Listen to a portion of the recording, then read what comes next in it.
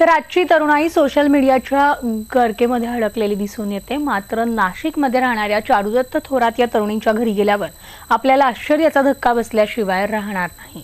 चारुदत्ताला छंद असलेल्या अभंग, ओवी, कविता, कादंबरीच्या लेखनानं संपूर्ण घराला ग्रंथरूप प्राप्त झाले। FY BComचं शिक्षण घेणाऱ्या चारुदत्ताला 5 वर्षांपासून कविता, अभंग लिखाणाची आवड निर्माण झाली आणि त्यानं घरातील प्रत्येक वस्तूंवर लिखाण सुरू केलं। तर आज घरातील अशी एकही वस्तू नाही ज्यावर त्यानं लिखाण केलेलं नाही। घरातील भिंती, सीलिंग, अगदी थेट टीव्ही, घड्याळ, भांडी यांवर सुद्धा त्यानं आपलं लिखाण केलेलं आहे। काव्य विष्णू सदन या नावातच खऱ्या अर्थानं काव्य आहे आणि अशाच प्रकारचं एक जे सदन आहे, एक घर जे आहे ते आपण बघणार आहोत। घराच्या सुरुवातीला जर बघितलं तर या ठिकाणी आपल्याला अभंग या बेलवर दिसतात। त्यातूनच आपण समजू शकता की आतमध्ये जे आहे कशा प्रकारचं जे एक प्रकारे वातावरण आहे, कशा प्रकारे अभंग ओव्या लिहिलेल्या असतील त्या आपल्याला या ठिकाणी बघायला मिळणार आहे। आपण आता या चारुदत्त थोरात यांच्या घरात आलेलो आहोत। या ठिकाणची जर परिस्थिती आपण बघितली तर प्रत्येक घराच्या प्रत्येक वस्तूवरती अभंग ओव्या असलेल्या आपल्याला दिसून येत आहेत। आपण जर बघितलं फोटो फ्रेम असेल किंवा या ठिकाणी लाईट्स असतील, या ठिकाणी पूर्णतः ज्या हजारोच्या संख्येनं अक्षरांना स्वयंचलित लाखो असे अभंग आपल्याला या ठिकाणी लिहिलेले दिसून येतात।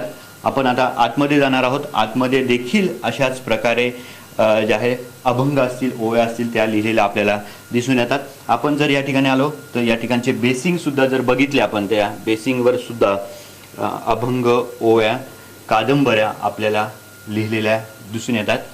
जर हा जो याची जी सुरुवात आहे, चारुदत्त थोरात जे आहेत त्यांनी वयाच्या 15 वर्षापासून सुरुवात केलेली आहे। इथं जी तारीख आहे ती तारीख देखील आपण बघू शकतो।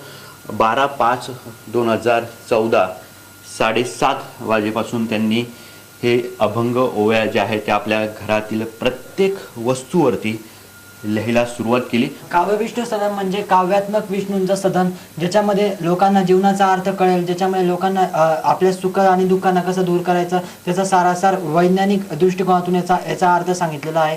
काव्य विष्णू सदनामध्ये जीवनाचा खरा अर्थ प्रतिपादित केलेला आहे। अनेक कादंबऱ्या, अनेक कविता हिंदी, मराठी, इंग्लिशमधून अनेक कविता दिलेल्या आहेत। अनेक आचरण याच्यामध्ये सांगितलेले आहेत। अनेक चक्र सांगितलेले आहेत। तसं तर तो लहानपणापासूनच लिहित होता, पण आम्हाला 2014 पासून याची म्हणजे आम्हाला माहिती झालं की थोडं त्याच्यामध्ये काहीतरी वेगळेपणा आहे किंवा त्याच्या लिखाणात काहीतरी वेगळेपणा जाणवला। आम्ही त्याला म्हणजे थांबवलंही नाही आणि काही आम्हाला त्याची अडचणही आली नाही। आम्हाला उलट आनंदच वाटतो। नक्कीच आपण आई वडिलांच्या प्रतिक्रिया सुद्धा या ठिकाणी बघितलेल्या आहेत। त्यांना कौतुक आहे चारुदत्ताची की अशा प्रकारे त्यांनी ओव्या असतील, कादंबऱ्या असतील किंवा अभंग असतील या लिहिलेल्या आहे आणि त्याच्यातून एक चांगल्या प्रकारचं मार्गदर्शन ते भावी पिढीला करताना आपल्याला दिसून येते।